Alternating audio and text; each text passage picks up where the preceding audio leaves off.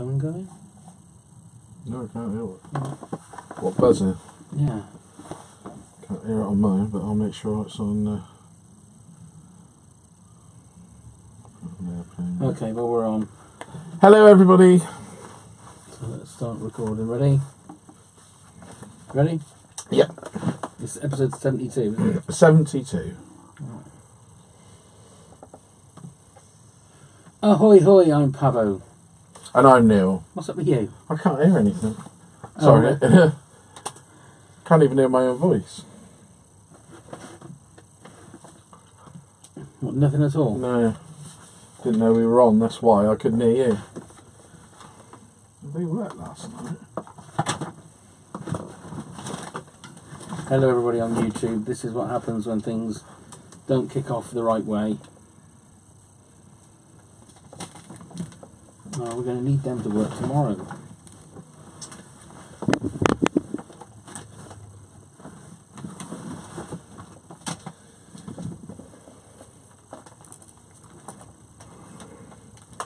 So I couldn't really hear you properly. I thought, oh, what's going on?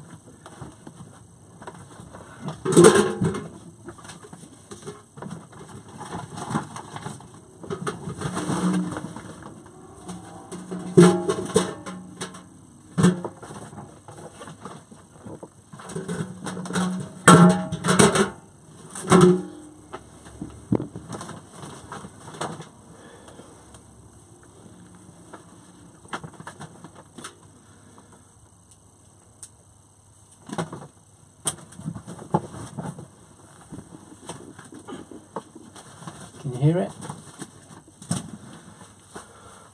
Hello? That's better. I can hear now. Right. Apologies to everybody on YouTube. Christ. It's attacking me. Right, ready? Already now. A lot better. Right. Okay.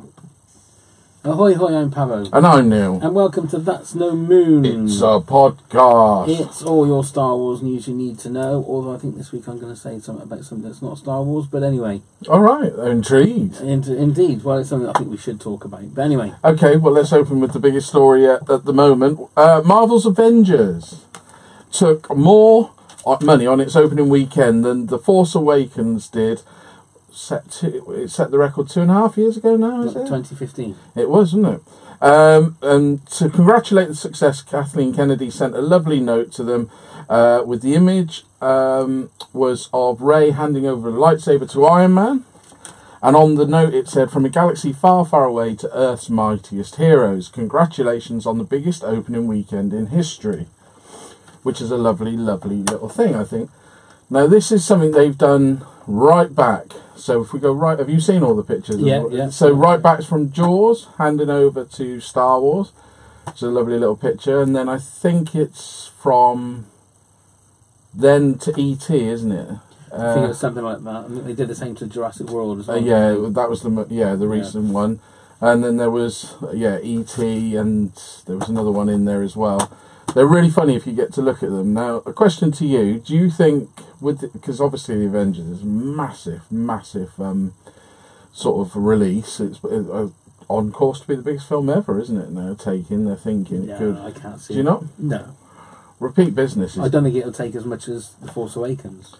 What's it at now? It's gone past the billion, It's gone past the billion. Well, to be honest, I thought it would be... We haven't really got an outlet anywhere to talk about the Avengers. No. Infinity War. Well, we used to be on there, didn't it? Well, yeah. But so it used to be when we started doing this podcast, it was all like Marvel and DC and Star Wars. And I think we should just spend 5 minutes or so just saying what we think about the movie. Yeah, which we will. Because we haven't really got a chance. I don't think it's going to... If you look at the tracking it has for like sort of 15... Well, 20 days. It's not in line with The Force Awakens. It's not in line with... I think it's going to hit... It might get close to like 2 billion, I think. Yeah. Because they are saying the repeat viewing is strong now, isn't it? It's yeah. having a lot of repeat viewing. Well, let's talk about it. What did you think of it as a movie then, in itself? I thought it's one of the best movies I've seen in a long, long time in regards to the fact of it just didn't let up. There's not very, even though it's what 2 hours and 40 minutes, 38 minutes, something like that. There's no flab on it. No, that's the one thing. It does not feel its running length. No, the only scene that sort of felt a little bit like that was the one that Peter Dinklage was in. Oh well, the dwarf that's not a dwarf. Spoilers. The giant dwarf. Yeah, yeah. I mean, there will be spoilers if we talk about it, but we're going to spoil the movie. So, but apart from that, I can't think of any scene in it where I wasn't sort of mesmerised and thought, "What's happening?" Because I think, like I said to you, that the reason that I wasn't bowled over with Thor Ragnarok and Black Panther the first time I saw it is because I'm so invested in the Infinity War trailer. Yeah. Storyline. Yeah. But that's what I want. I want to see all the bits and pieces that's happening with that. So to get it all to come out into an amazing, what didn't feel like 2 hours and 40 minutes, with the right mixture of humour and levity, as well as heartbreaking moments and moments that just took your breath away. Plus, the one thing that everyone said about, well, not everybody, the one thing that has been a major criticism of Marvel is they have weak villains. Yeah. Thanos is not a weak villain. Oh God, not at all. Because he is somebody that you genuinely... And even his, the Black Order, is it? Like his minions? Yeah. Especially the one, I can't remember. They've all got very... Like the wizardy one. Yeah, but I can't remember what his name is now. Very, it's creepy. Yeah, the one that sort of interrogates Doctor Strange and stuff. It works. It works in every way that DC just doesn't. No, it felt like a comic book on the screen. Yeah, it's exactly was that. It was, and it was fantastic. And nobody felt shoehorned in. No. Which is sort of an amazing achievement if you think of the amount of characters and actors, named actors as well, that are in this movie. It just didn't feel like any sort of... it just didn't feel like they were shoehorned in. No. Now you've seen it twice, and so have I. Did you think it held up on the second view as strong? Yeah, there were certain bits in it that I thought were more emotional and more hard hitting the second time. Yeah. And maybe when I go and see it again, with some of the little bits that have come out, like did you see James Gunn's tweet about Groot's final words? Oh no, I haven't seen that. Yeah, he said what Groot's final words were. And his Groot's final words when Rocket is going, oh no, Groot's final words is Dad. Oh. So, but they were saying that a lot of people are saying that the Groot that took over from the Groot in the first Guardians of the Galaxy, the little offshoot, is just him reborn, but it's not. It's his son apparently. Okay. So the Groot that is growing up now is not the original Groot. It's Groot. Even though it's voiced by Vin Diesel, it's a different. Yeah, it's a different one. It's his son that is growing up. So. That's the one sort of comic. I mean, I'm not ever proclaiming to be a huge comic book. No, I'm not. I'm aficionado. Not. I'm more in the movies than the comic book world. And I'd never read a Guardians... I knew about them, but I'd never ever looked or seen a comic of Guardians of the Galaxy, so I didn't really have any idea until the movie came along, and then did a little bit of research to find out who they were. But he's a great character, though, isn't he? On his little defender game. But highlights of the film? Best moment? I think the moment that was the sort of rip-roaring moment was when Thor and... who was it? Thor, Groot, and Rocket landed on Wakanda. Yeah. And he's got his new outfit on, and he's got his it was not a hammer, was it? It was an axe. Yeah, it's made Stormbreaker. Yeah, that's it, the Stormbreaker. And that bit there was one of those moments. You know, it's just got so many great moments in it. Do you know the one bit though that I did think the second viewing, the bit at the end in Wakanda when all those things are coming out the ships. What did that remind? Did it remind you of anything? No. Reminded me of Phantom Menace, the end of Phantom Menace. Right, okay. Not in a bad way, nothing like that, just the sort of the setup in the fields. And I mean, if there was one thing, it's faceless alien monsters that are just going to get killed, that's the army that sort of like is just fodder. I think you're never going to escape that from a comic book movie, though, are you, really, if you think about it? If they need hordes of people, they're all going to be faceless. Yeah. Or that'd be one hell of a movie introducing every character. Yeah. But no, congratulations to them for doing really well. You know, for being one of the biggest movies. Probably will be the biggest movie this year, I think. I would have thought so. So that leads us nicely on to, talking of opening weekends, the prediction of Solo, a Star Wars movie, story I should say. Weekend predictions have been revealed. According to Deadline, Solo has surpassed the Black Panther first day haul, but falls short of Avengers Infinity War. Solo is seeing tracking numbers that project a $170 million weekend. But it's a 4-day weekend, isn't it? Because it's Memorial Day that comes out. Thoughts on what you think at the end of it will take? Well, I think that's got to be way ahead of what they thought it would be projected for. But looking at the schedule, I mean, it's pretty much on its own now, isn't it? People it is, but I don't think people were expecting it to do better than Rogue One. No. As an opening weekend, and because just of how much trouble the movie is. Well, it's been reported. As reportedly had. I will say that watching more and more of the trailers and the TV spots, I'm liking what I'm seeing. Have you seen the German trailer? Which, I don't know. You have to. It's got more Paul Bettany in it. Right, I think I did. I did see. I don't know what's going on because it's all in German. Trailer, but I do think. I do love the fact that it feels like a Western kind of thing, and I also like the fact that every TV spot is pretty much the same scene, so we're not seeing a lot of it. No, they're keeping it quite guarded, aren't they? In regards to what the actual storyline is going to be, but I do like what I've seen so far. So what it's going to take, I think it's going to take probably. It could do $1 billion. Half a billion. I don't think it's going to take $1 billion. No, but in this day and age, when they say, it's going to take $1 billion, it doesn't actually seem that impressive anymore. No.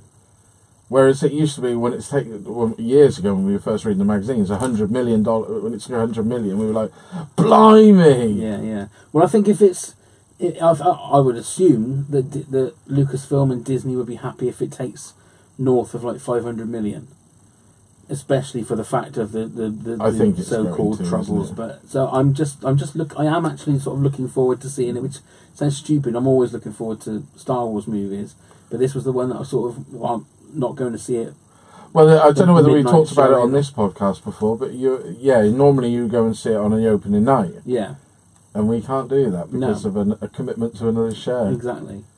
So if this had been episode 9, you wouldn't have booked that other show? No, we wouldn't have done it on that particular weekend. Definitely not. Not episode 9. So while we're talking Solo, it seems Mark Hamill has revealed cameos from the forthcoming movie. Now, I suppose this is kind of a spoiler, so if you don't want to listen, hop along.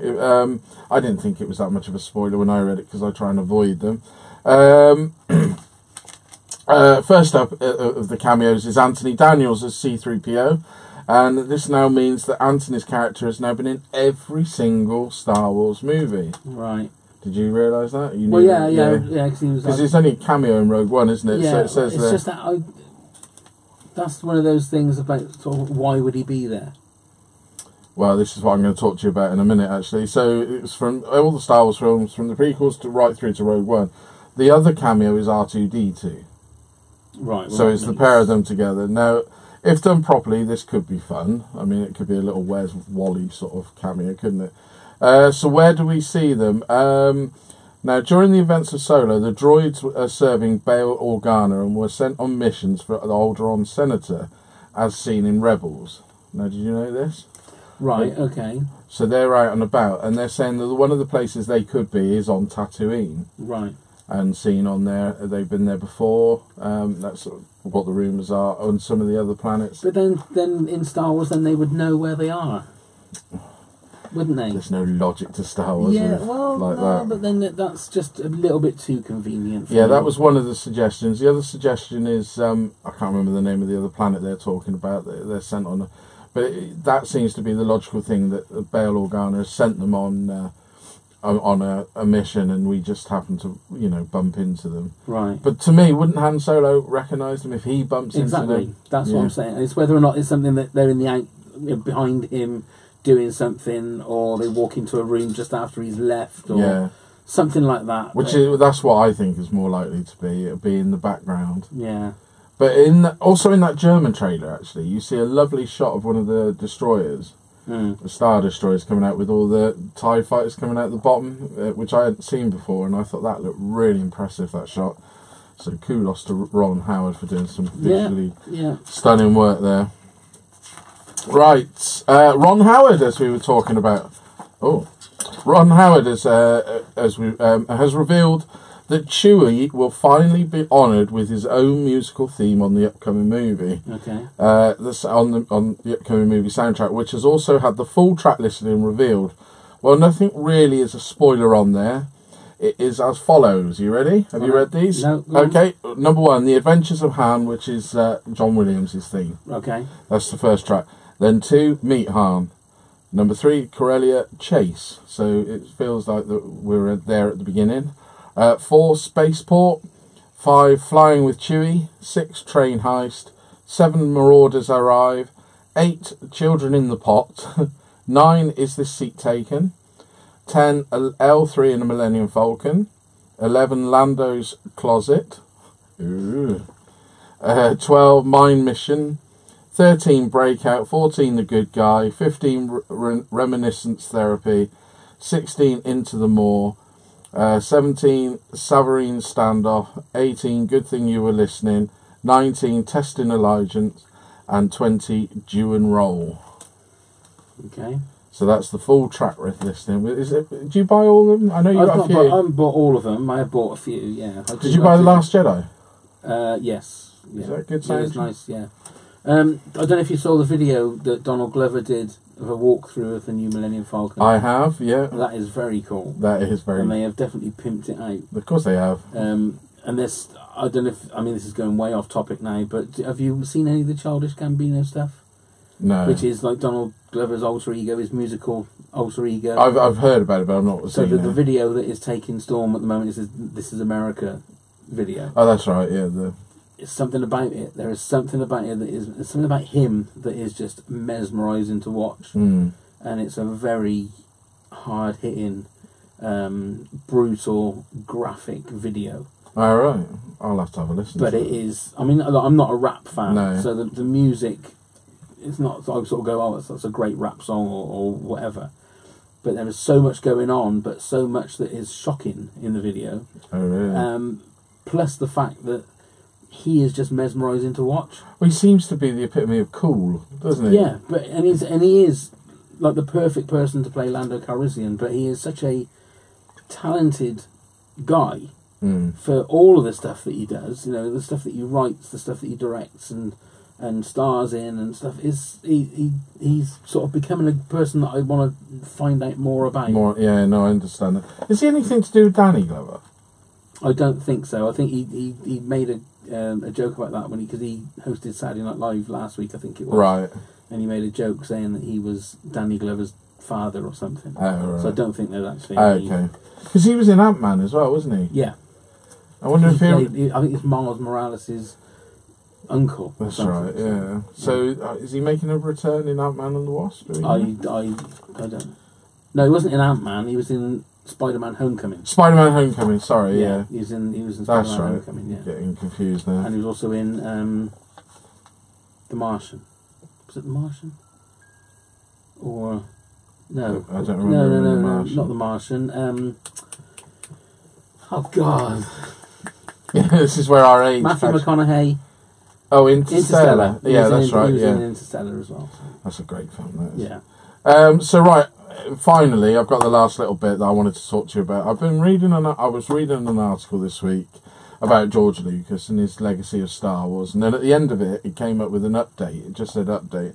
And it said they've got hold of some things about what George Lucas had written for the next trilogy he would have done if he'd have kept hold of it and not sold it to Disney. Yeah, so in 2012 he sold it to Disney. How many billion was it? Four or five? 4.18. Right, so all they've said, he claims that the protagonists were going to be teenage kids this time in the trilogy, although it wasn't stated what they were going to be doing or what directions it would have been completely separate to the universe that had already been. So he's going to try and change course of where it was. He then had plans for Luke to be in it, where he was hiding, and had also drawn a diagram of the temple. Have you seen all this? No. So he'd drawn this. So that's quite relevant because the picture is of like an island that looks very similar to Act 2. He was then going to slowly regain his faith in and start training a new pupil called Kira, who eventually became Rey in his script anyway, as well as then starting to train other students in the ways of the Force. He'd also outlined a plot of Princess Leia being Force sensitive as well, which was also used in The Last Jedi. He came out and said as well in the interview that he is an absolute fan of The Last Jedi. It's been his favourite of the new films, and because he likes the way the direction changed. Yeah. So with these sort of small revelations coming, apparently there will be more released. Did Disney and Abrams use much of the proposed story that Lucas had written, we wonder? Well, the story was no, wasn't it? That's what they said. But he said it. They had an interview with him just after they'd signed the thing, and he said that he'd given them all these ideas, and Disney turned around and said... Which is what they said on here, but they're talking about the ones that seem to be relevant. Is there more that they're saying now? I mean, possibly. We won't know until George Lucas decides to say something, will we? No. He's too busy preparing his next film trilogy or whatever it will be. Is he? He's going back into film, apparently. Is he? Got new ideas. Red Tails 2 and 3. Wasn't that... did you ever watch Red Tails? Why would I? I don't know. I'm asking you. I hear you're a big fan of dog fights. No. It was... You're silly. What was the other Why one? would I? What was the other one? That like he did a cartoon type thing, didn't he? Oh yeah. Which just disappeared. So... Yeah. Anyway, so that's George Lucas. So that's all my news for today. There you go then. That's it. That is it. That's it for 72. It is. Unfortunately, a lot of the news that is out there you can read yourself. It's all because obviously the imminent release of Solo. It's all Solo. It's about the featurettes, which are all online if you want to go and watch them. Somebody's probably put them somewhere all together and nicely tailed so you can watch it in one chunk.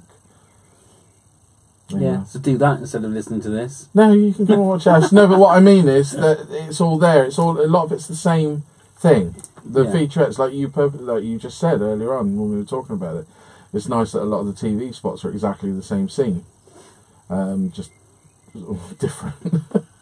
Yeah, that makes sense. Yeah, you know what I mean. Okay, so there you go. Come and subscribe to the podcast. Just go to Apple Podcasts and put in That's No Moon, and you'll be able to subscribe to us. Leave a rating would be wonderful, and also leave a review would be great as well. Thank you very much. Yes, thank you very much. If you are watching this on YouTube and you want to leave a comment, do leave a comment on there. Press like if you want to. You can if you want. Don't worry about it. You can subscribe if you want. No pressure. No pressure. Don't mean nothing to us. Just do it if you want to. So that's it for 72. Thank you very much. I'm Pavo. And I'm Neil. And may the Force be with you always. Thank you very much, YouTubers. Thank you.